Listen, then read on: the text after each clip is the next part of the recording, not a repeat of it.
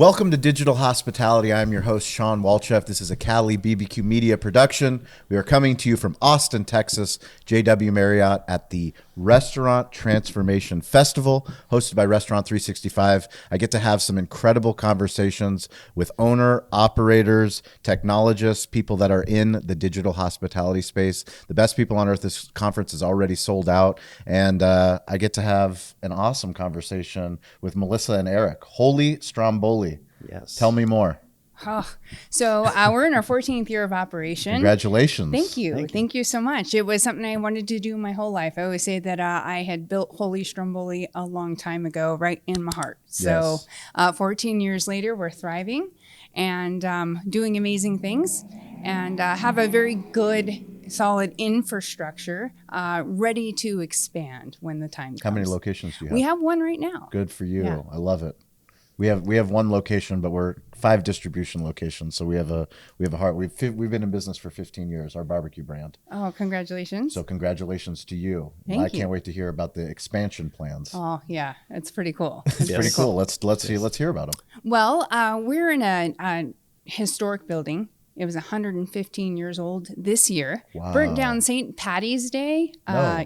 In 1910 is when it burned down. 3 o'clock in the morning, kind of the witching hour, kind of weird. Right. But they rebuilt it later that year, and it's a labor of love. So not only are we building our brand and building a restaurant, expanding the restaurant, we're also restoring a 115-year-old building. So you have to love it. And I always say the building's lucky I love it and that he loves me because it's a whole hell of a lot, but we love it. Yeah, so we have a speakeasy on our lower level, about 100 seats. Cool. We built a veranda last year that seats about 60 people, and we're about 170 seats inside, and we've got 2,000 square foot to expand into after that. Very cool. So after we get through that, then we'll consider either other concepts or additional Wholly Stromboli locations. Right? Yep. About Pretty well sums it up. Yeah. So what do you do on the financial side? How do you keep the finances in order? Well, we've always ran Wholly Stromboli as a business. Yeah. And I think what gives a lot of independent operators a bad name are people that get into the restaurant business because they love to cook. They forget the business part. Yes, they people love my food and I love to entertain, but they don't run it as yeah. a business. And we went into it business first, and that's been our focus. We've been a financially strong company since day one. It's that kind of preparation for the rainy day that you know it's going to come. You don't know what it's going to look like. You don't know when it's going to come. For many of us, it was COVID this, COVID that, and how many places went out of business because of COVID. We actually thrived because we had prepared for that day, and we continue to do so today. What kind of preparations did you make before? Just solid accounting of the numbers, the books. Taking inventory, knowing your cost of goods sold, knowing your prime cost, looking at those things on a regular basis, not relying on some CPA firm to tell you how your business is doing, a month, 45 days after the end of the period, but having those numbers like the very next week and sitting down and proactively looking at those numbers and making business decisions on those. And having budgets and putting away for a rainy day. We kind of run our restaurant like we do our household, and cash sales go into the bank. Like, just pretend they're not there. So in a separate account. Yeah. That's great. What have you learned in the 14-year journey about running a restaurant that somebody that's listening to this, that's thinking about getting into the business of restaurants, what kind of advice would you share? Wow. There's so much, right? Yeah. I'm a public speaker. I speak often at trade shows around pizza. And one of the things that I say to people is spend the money up front. Yeah. Like, if you think FRP is expensive when you're building, it's even more expensive when you're working 7 days a week and you're tired as heck and you're, fully engulfed in operations. And now you have to go figure out how to hang FRP where you cheaped out, right? Because you're like, it's $30 a sheet. Well, guess what? That's really, that's a small expense at that point. Sure. Instead of having walls that are destroyed, right? The other thing, and I think it's so important, is spend the money on the point of sale and your accounting technology. We went with a less expensive POS to begin with. And 14 years ago. Yeah. Yeah, and we didn't have many options. we didn't. And There was like two options: it was Micros or Aloha. Right? Right? Yeah. What'd you go with? No, we went with Firefly. Firefly. I didn't. Yeah. No. It's actually a company here in Texas. Yeah, it's a company here in Granbury, Texas. they were called. And it was terrible, and we lost a lot of money. I literally had a log, like on the wall of like how much money we had lost because of issues, right? And but anyway, I'm not here to talk bad about them. What I am saying is spend the money on the POS. Because then, 10 years later, 13 years later, we had to get a new POS. And that's like open heart surgery. For sure. Right? And but we had to do it. And it was the best thing we ever did. But spending the money on those things that you think, it's so expensive. It is way more expensive not to do it from the get, right? Yeah, absolutely. And how about you? The only thing I would add to that, a couple of things. Go into it with a business mindset. Engage an accountant from day one. Yeah. Understand. Go to classes. Go to trade shows. Do your research online on what common restaurant metrics are and how you get to them and the things that you should look at. But not only that, but as you're a brand new restaurant operator and you're developing your systems and processes, document those things. No matter how simple they might seem at the time. Mm-hmm. Even if it's just simply, how do I build an Italian cream soda in my restaurant? Or deploy a fly trap. Correct, right? Yeah. Yeah. Yeah. Document those things because you're going to have to train a whole lot of people that are going to come down the line. And once you open the doors for business, with any luck, you're going to be busy as hell, and you're not going to have time to go back and catch up on all those things. And it will pay off. It'll pay off dividends like you wouldn't believe. Restaurant 365. Tell me about the relationship, why you use them, why you're here. Oh, love Restaurant 365. And not just because I'm here, not just because I'm on this podcast. We are probably one of the biggest cheerleaders for Restaurant 365 out there. We've had Restaurant 365 for a good number of years. I actually listened to Morgan on a podcast. Really? Years ago. See that? You hear that? All those founders that are out there. What we talk about all the time is why it's so important. You never know who's listening. Yeah. You never know who's listening. The next great operator might be listening to the show. Absolutely. And what he talked about really resonated with me because at the time, we were using a combination of QuickBooks and spreadsheets and a bunch of disparate systems, and it was a struggle, and we could handle it.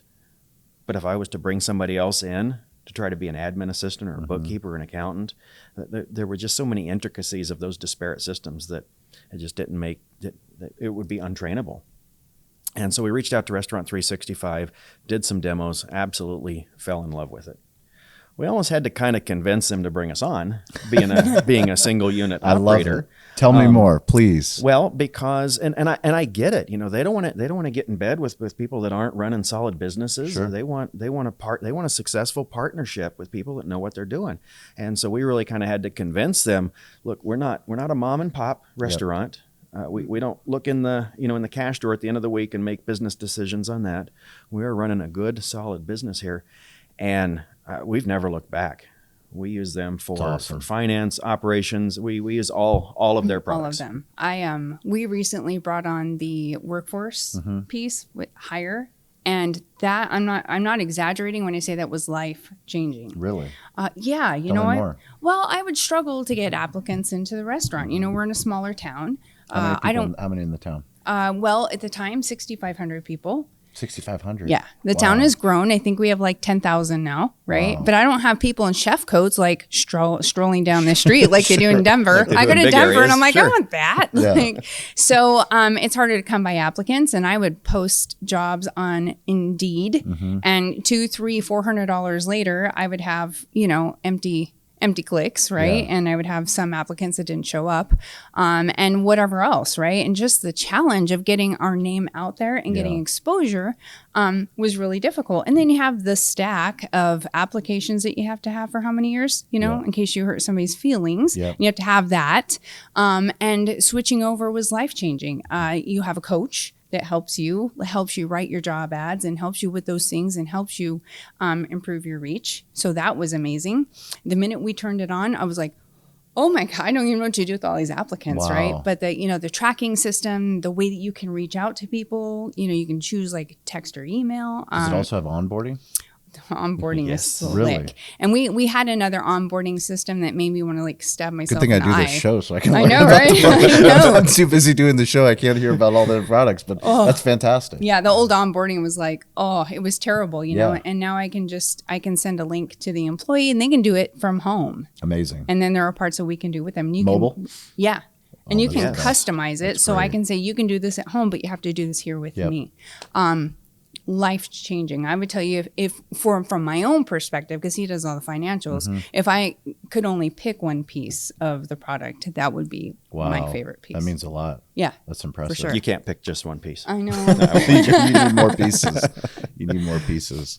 So what's exciting? Tell me about the plans for growth. I mean, when you come here and you hear big ideas, you talk to other brands that, obviously, for us, I can't believe, the people that we've had in here. It's great to meet, people like you that have been working as hard as you have to build something that's profitable, that's exciting, that you want to grow.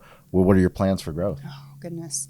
In the 2,000 square feet that we have right now, we are looking to add like Italian deli, Cool. Espresso bar, and a gelateria. Really? Yeah. Very cool. In addition to some extra seats, right? A little bit bigger kitchen, those things. And then our speakeasy has room for growth. So we're going to put more into the speakeasy. We really want to build a bar that is representative of the era, so we kind of have a temporary bar down there. And then once we maximize this location, then really decide, is it a second Wholly Stromboli, or do I want pull out my Rolodex of all the restaurant concepts? They're like bouncing around up here because there's a circus and monkeys up here and they work full time. You said it when you started. It's in our heart before it actually becomes a reality. Yeah. Yeah. Yeah. 100%. So, do you pull one out of the Rolodex and say, I want to try this concept next, or do you duplicate Wholly Stromboli? And I don't know. I was talking to another operator, which is another cool aspect of this show. Yep. Is I was talking to another operator and she says, yeah, but sometimes you can't duplicate that feeling that people have in your four walls if you open it in another location. That our building is really special. Yeah, that's true. And so does it lose something? So, because I always thought, well, maybe if you're duplicating your first concept, you already have systems and processes and recipes, and you're like, let's do another one. But she's like, but maybe not. So that gave me some food for thought. And that's why I love this kind of networking and getting to talk to other operators, because they really give you food for thought.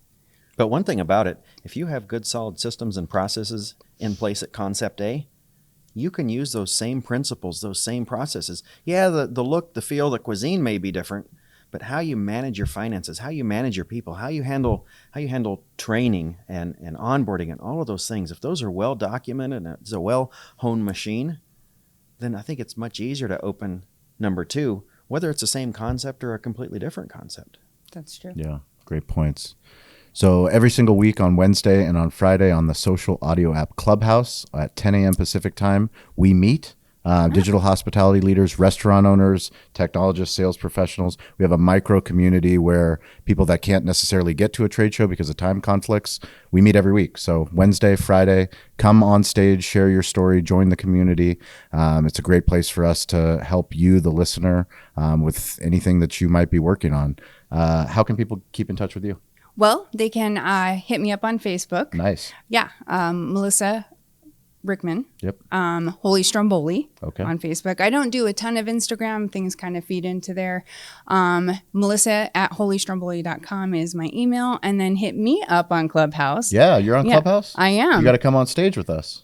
I would love to. You That got to would be come on amazing. stage with us. I would love Pizza to. Industry Convos. Beautiful. The Pizza Clubhouse. honored to. Yeah, State of When- the when is Industry. it? When? Mondays, the third Monday of each month. Okay. Yeah, I'm in. we're Yeah. in it. Hold me accountable. I'll be there. And then Eric Sounds good. at whollystromboli.com. Yep, Eric at wholystromboli.com. That's awesome. This is fun. Thank Thank you for you so having much us. for having us. And Restaurant Transformation Tour, be sure to go to their website. They have an upcoming event in Chicago as well as New York, and I'm sure they will continue to put these on. I'm sure they're coming back to Austin and something on the West Coast. So Restaurant 365, thank you for the hospitality. Thank you for allowing us to have really cool conversations like Yeah, this. Yes, come. thank It's you. it's a great show. Yeah. Yeah.